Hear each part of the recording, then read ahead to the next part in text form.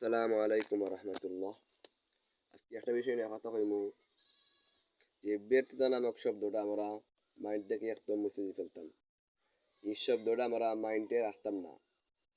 আমরা দুইটা শব্দ মাইন্ডে অল টাইম রাখবো বা নিজের মেসেজ দিমু যে আমরা হয়তো অভিজ্ঞতা অর্জন করছি আর হয়তো সফলতা অর্জন করছি, দুইটা জিনিস। আমরা চলতে ফিরতে অনেক পরিস্থিতির শিকার হই বা অনেক প্রতারণার শিকার হইতে পারি অনেক মানুষের কাছ থেকে, বা আমরা অনেক সময় অনেক উদ্যোগ নেই, অনেক কাজ করার চেষ্টা করি, কিন্তু হয়তো আমরা এই কাম সম্পূর্ণ করতে পারি না। বিধায় আমরা অনেক মনে করি আমি ব্যর্থ হয়ে গেছি, আমার দ্বারা কাজ হয়েছে না।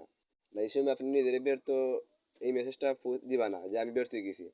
আপনি মনে করবা এই কাজটা যেভাবে হয় না, আমি অভিজ্ঞতা বাড়াইলাম যে এই কাজটা এরকম হয় না, আমি ব্যর্থ হয়েছি না, আমি একটা জিনিস অভিজ্ঞতা অর্জন করছি যে এই কাজটা এরকম হয় না, সুতরাং আমি ব্যর্থ নাই।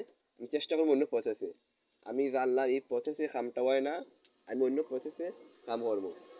তো মনে করেন যে আমি ব্যর্থ হয়ে গেছি, তাহলে আপনি হাল ছাড় দিবা, আপনার যে মনে একটা শক্তি আছে এটা কমিয়ে দিব। তো আপনি ব্যর্থ মনে করবা না নিজেরে, মনে করবা হয়তো আমি এই প্রসেসে কাম পারছি না করতাম, একটা অভিজ্ঞতা হয়েছে যে এই প্রসেসে কাম হয় না, অন্য পদ্ধতি অবলম্বন করবো, ইনশাল্লাহ আমি সফলতা পাইবো।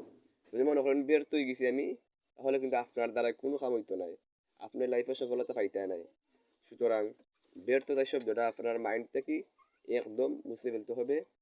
আপনি মনে করবো হয়তো আমি অভিজ্ঞতা অর্জন করছি, নয়তো সফলতা, তাহলে দেখবো আমার লাইফে অনেক সময় হ্যাপি থাকতে পারবো, বা আমরা আনন্দের সময় কাটাতে পারবো, সফলতা অর্জন করতে পারবো। আসসালামু আলাইকুম।